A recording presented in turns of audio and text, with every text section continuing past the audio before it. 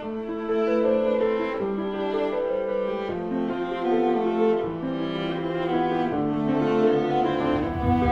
diseur de mots. Un roman écrit par Du Chingang. Lu par Romaric Hubert. Le diseur de mots. Maître Liu est parti pour Paris. À la fin de l'année 1985, on tomba sur une période au temps anormale. Durant une dizaine de jours, il pleuvait à verse, le vent hurlait comme un beau diable. Dans le ciel déchiré par des éclairs démesurés, grondaient des tonnerres aux éclats assourdissants. Ayant traversé 3 dynasties, le vieux lettré âgé de 99 ans rendit son dernier souffle. Selon le calcul traditionnel, il atteignit le centenaire, puisque le fœtus doit rester 10 mois dans le ventre de sa mère. La veille de son décès, beaucoup de villageois prétendirent avoir entendu des chuchotements confidentiels en provenance du puits légendaire. Certains fournirent des témoignages encore plus étranges. Sur le tronc de 2 grands bambous, nous avons vu des liquides tout rouges qui coulaient comme du sang. Les fourmis en déplacement composaient près du temple anéanti un gros caractère en forme de jong, qui signifie milieu, atteindre, réussir. Celui qui connaissait la lecture voyante remonta à Shieshi, maître diseur le plus connu. D'après lui, les 2 traits horizontaux du mot représentent le ciel et la terre. Ils font allusion à un homme de haute vertu qui traverse le ciel, avant de retourner dans la poussière. De ce mot magique, Dado proposerait une autre interprétation. Lorsqu'on enlève les 2 petits traits verticaux des 2 côtés du jong, et les remet horizontalement en bas sur le pilier central, on recompose un gui. Par ce signe archaïque, on entend « tablette de jade dont se servent les nobles au cours de grandes cérémonies, de condoléances notamment ». Ces virtualités combinatoires témoignent de la haute considération dont jouissait Maître Liu entre le ciel et la terre. On peut également déchiffrer ce mot recomposé par rapport à la Bible. À couper gui au beau milieu, on aura 2 tu qui signifient terre. La Genèse dit « L'homme vient de la terre et retourne à la terre ». C'est la voix de Dieu. La mort du vieux lettré était vécue comme un grand événement dans le village et bien au-delà. De Pékin, le comité central avait envoyé un télégramme exaltant les hauts mérites du défunt. Le commandant général Zhang vint en personne pour rendre un dernier hommage au bienfaiteur qui avait sauvé sa vie. Il se prosterna pieusement devant le cercueil du disparu. Le chef du district et des communes se mettaient à genoux en file indienne, suivis des villageois qui répétaient le même geste de façon plus solennelle. Dopu s'agenouillait à droite du cercueil pour remercier les prosternés distingués, remplacé par son frère cadet lorsqu'il fut trop fatigué. Pour les agenouillés de la jeune génération, les 2 jumeaux remplacèrent leur père ou oncle pour lui rendre hommage en retour. C'est le rite du village. On le pratique aussi dans d'autres provinces chinoises avec quelques nuances. Wang, le général, avait envoyé de l'armée une dizaine de cuisiniers avec des provisions en abondance. On avait dressé 2 tentes en guise de cuisine et installa dans 18 foyers voisins des tables et des tabourets. Les banquets d'adieu durèrent 3 jours, tous les villageois furent conviés à déjeuner et à dîner dans une ambiance mêlée de tristesse et d'allégresse. À la campagne, on célèbre notamment 2 grandes fêtes, l'une rouge et l'autre blanche. La première se destine au mariage, la seconde à la mort d'une personne âgée. Plus le défunt est vieux, plus on doit être gai. C'est un bonheur blanc. Le général déclara avec émotion « Maître Liu est un personnage érudit de haut prestige.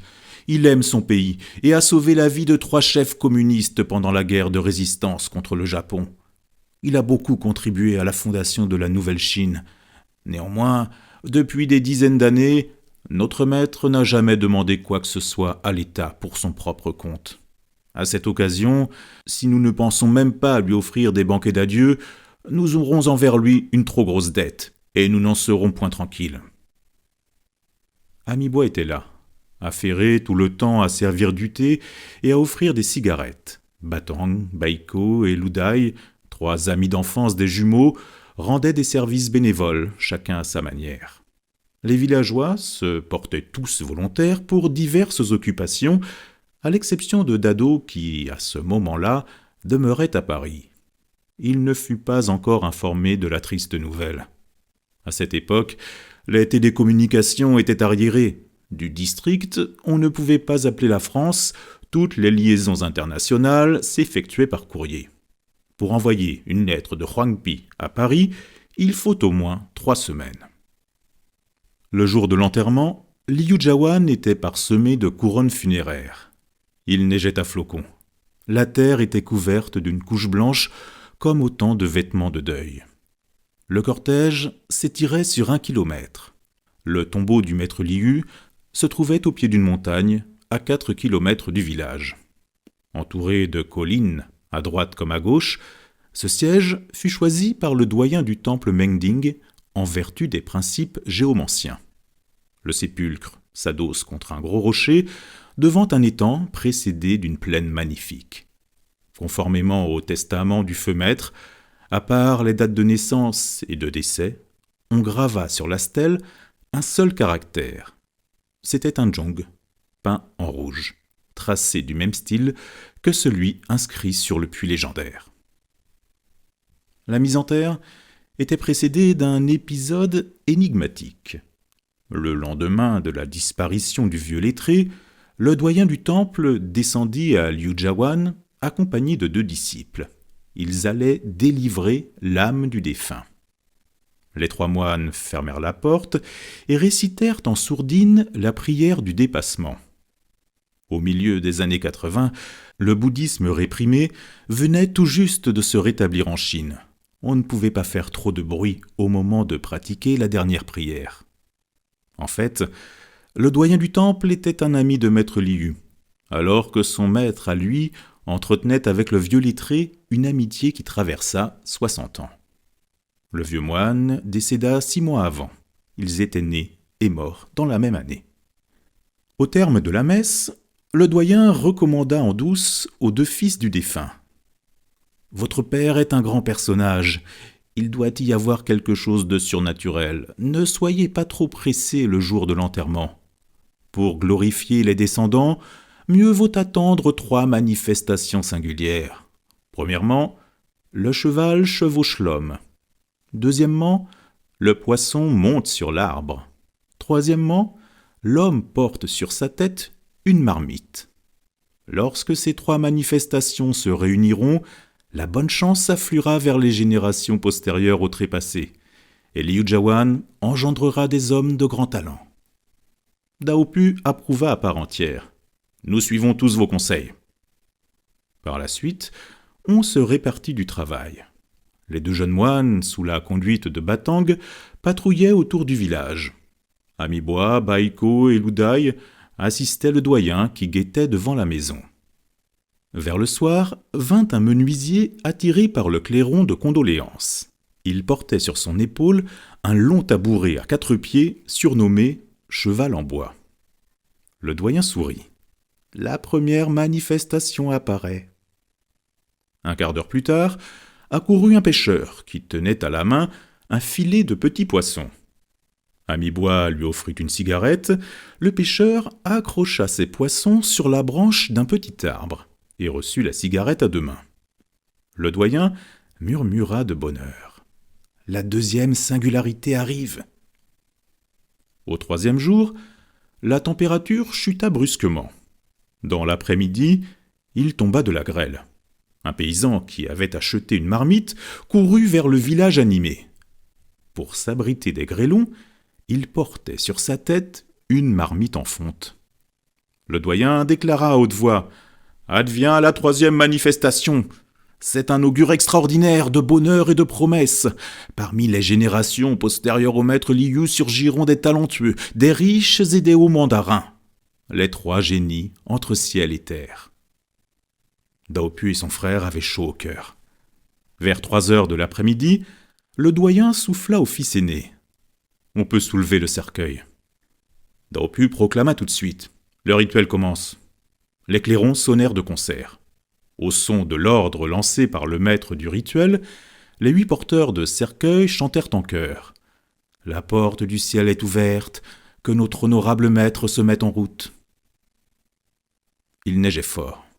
Le cortège commença à se déplacer vers le cimetière. Daupu, qui portait à 2 mains le portrait de son père, ouvrait le défilé, suivi des membres de la famille. On pleurait à chaudes larmes. Tous les Liujiawanais furent présents.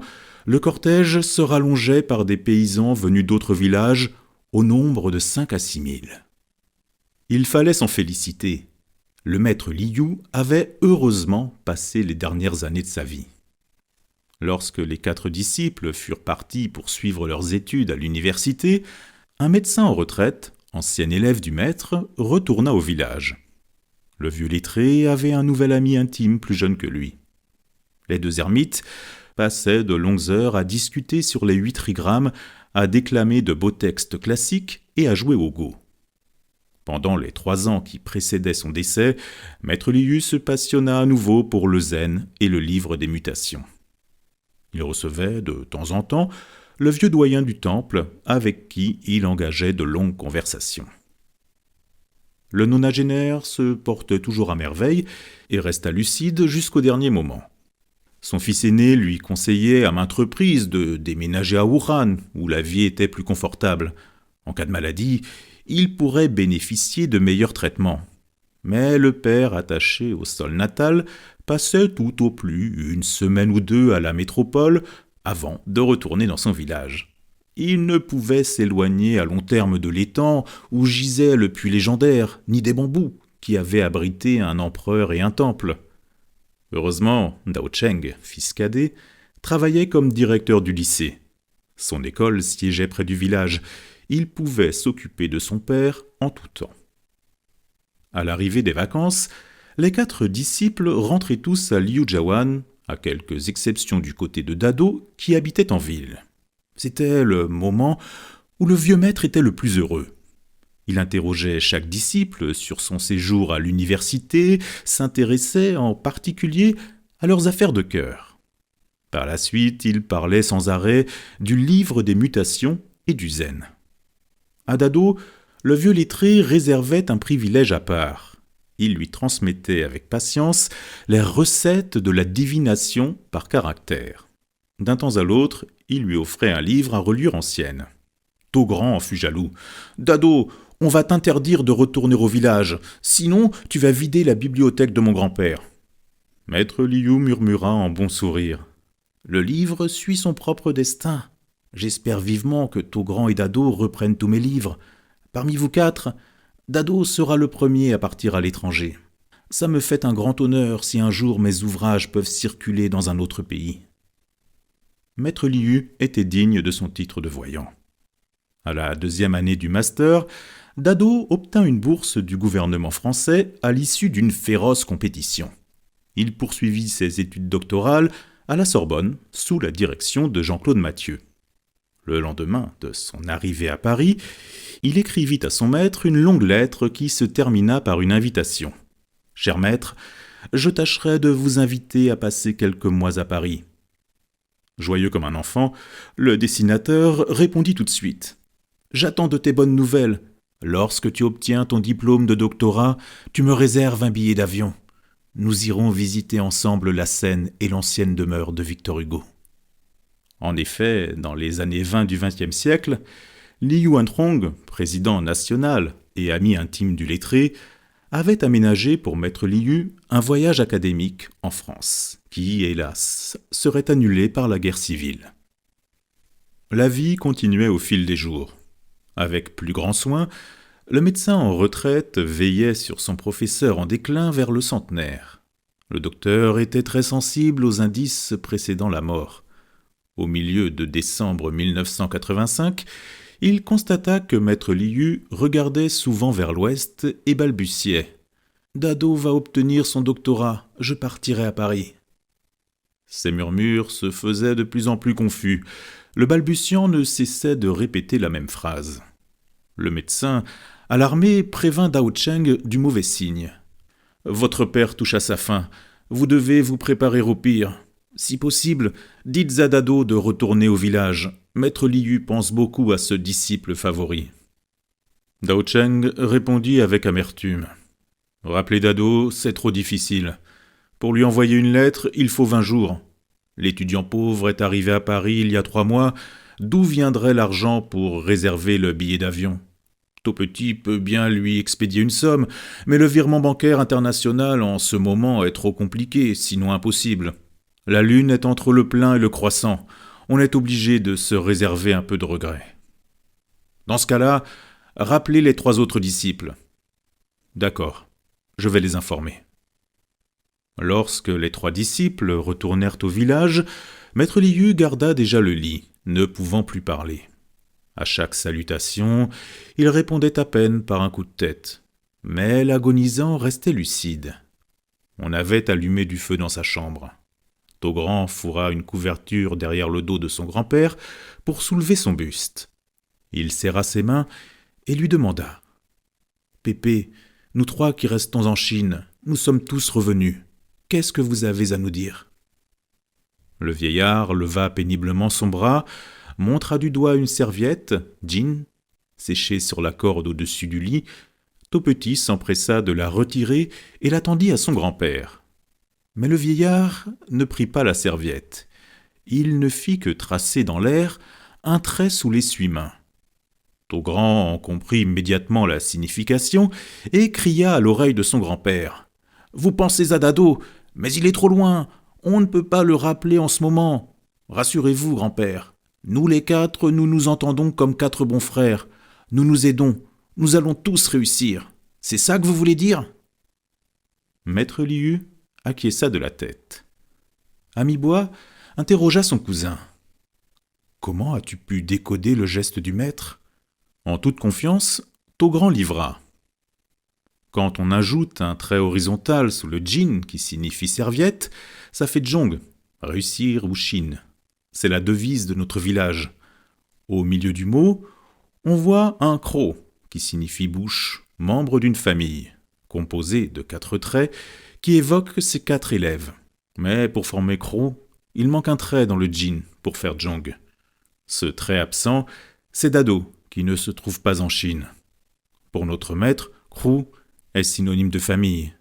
Il veut que nous nous entendions comme dans une famille. Maître Liu arbora un large sourire.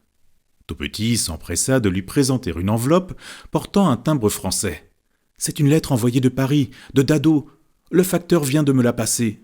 Je peux l'ouvrir pour vous la lire ?» Maître Liu fit oui de la tête. Taupetit lut la lettre. « Cher maître, il neigeait à Paris, mais on n'avait pas froid. Les salles de classe et le dortoir sont bien chauffés. Hier, j'ai visité le musée de Victor Hugo. Dans son grand appartement, qui occupe tout un étage, le poète a aménagé un salon chinois. Il y a des porcelaines et des tableaux qui viennent de Chine. J'attends votre arrivée. » Maître Liu avait les larmes aux yeux. Sur son visage s'effleurèrent les ombres du regret. En effet, le jin comporte encore un autre sens. Au premier temps, Zhong schématise une flèche qui atteint la cible, signifiant « arriver au but ». Mais dans le jin, serviette, tendue par Taupetit, il manque un trait.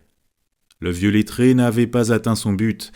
Il regretta beaucoup de n'avoir pas pu fouler le sol du pays natal de Victor Hugo, qu'il aimait tant. Avant de le laisser dormir, Taupetit tendit un carnet à son grand-père. « Pépé, vous voulez laisser quelques mots à Dado ?»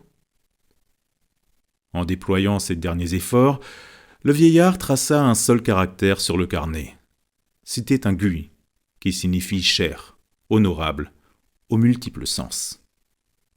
Le lendemain, Daopu, le général, retourna au village avec sa famille. Le vieux lettré put voir tous les membres du foyer. Il trépassa au soir, d'une mort douce et naturelle. Mais au moment de l'expiration, son œil droit en direction de l'ouest ne fut pas entièrement fermé.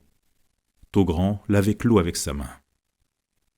Après l'enterrement, les 3 disciples se réunirent dans la chambre du maître. Ami-Bois demanda à Togrand « Tu connais mieux la lecture voyante. peux-tu nous interpréter ce gui laissé par Pépé au dernier moment ?» ?»« Ah, franchement parler, » répondit le jumeau aîné, « je n'y vois pas grand-chose pour le moment.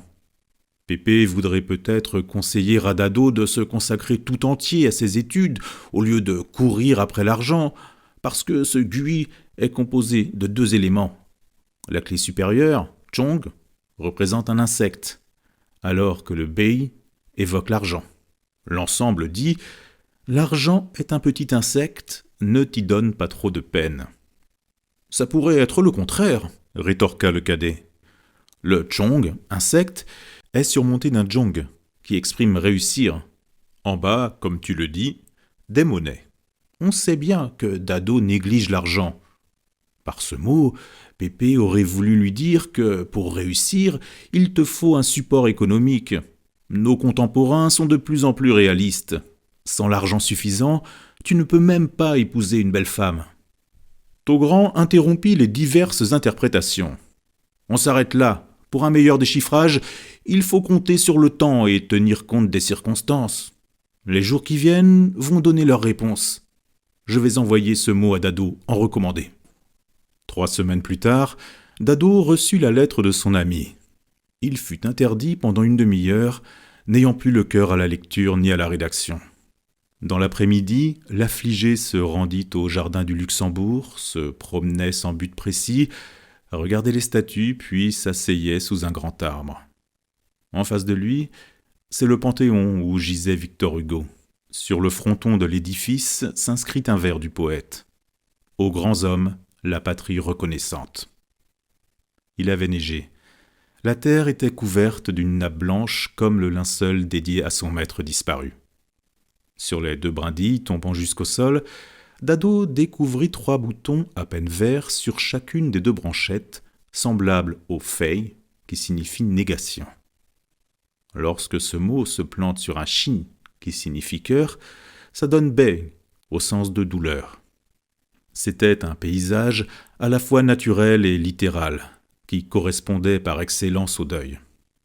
Le promeneur attristé contemplait le caractère laissé par son maître, n'y vit rien, mais il était sûr que l'avenir allait lui proposer différentes interprétations. À la tombée du jour, Dado se dirigea vers Notre-Dame de Paris. Dans la grande salle, il offrit 5 francs, prit une bougie, se mettait à genoux devant Dieu et pria pour son maître. « Allez doucement, mon maître, soyez plus heureux au paradis céleste. » En un tour de main, 4 ans s'écoulèrent. Dado obtint enfin son diplôme de doctorat en littérature française. Le lendemain de la soutenance, il alla chez Tang Frères, acheta 12 piles de papier-monnaie funéraire en francs et en dollars. Une semaine plus tard, il photographia à la Sorbonne le certificat de soutenance qui portait la meilleure mention. De retour en Chine, Dado se rua vers Liu Jiawan, accompagné par To Petit. Dao Cheng fut promu directeur du bureau d'éducation, demeurant au chef-lieu du district. La maison, jadis habitée par Maître Liu, était à l'abandon, toute délabrée. Les 2 disciples logeaient chez Batang, qui, comme beaucoup de Chinois, bifurqua vers le commerce. Avant de rendre hommage au vieux lettré, Dado avait compté les espèces funéraires, rempli un mandat qui portait le montant précis. À l'arrivée devant le tombeau du maître, il constata néanmoins qu'il manquait 20 pièces. Batang les avait retirées pour honorer son père. L'argent qu'on allait brûler ne correspondait pas aux chiffres notés sur le mandat. Dado voulut corriger le montant, mais il n'avait pas de stylo sur lui. Aux alentours, aucun village ni passant. Le rapatrié, sérieux, voulut retourner au village, éloigné de 4 kilomètres. To Petit l'empêcha. « Ne prends pas trop au sérieux le chiffre, c'est un geste symbolique. Tu te prosternes 3 fois devant la stèle et mon pépé sera très content. » Dado ne fut pas de son bord. Maître Liu faisait grand cas de l'exactitude des mots.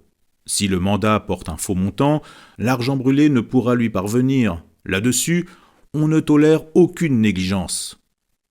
Les 2 pèlerins furent obligés de rebrousser chemin. Ils blâmèrent le fautif, remplirent un nouveau mandat et retournèrent au cimetière, accompagnés cette fois par Batang qui voulait s'excuser en personne devant le tombeau du vieux lettré. Les 3 pèlerins arrachèrent des herbes, essuyèrent la stèle, se mirent à genoux devant la tombe et s'inclinèrent 3 fois. À la dernière étape, Dado brûla les espèces funéraires et son certificat de soutenance. Le feu ardent dansait comme un ange, envoya les cendres des espèces au ciel bleu. Taupetit et Batang se promenaient aux alentours alors que Dado s'attardait près du tombeau à contempler les collines qui entouraient le sépulcre. Lorsqu'il releva les yeux, il trouva dans le ciel le sillage d'un avion qui volait vers l'ouest. Le disciple se soulagea. « Maître Liu a reçu mon argent. Il est parti pour Paris. »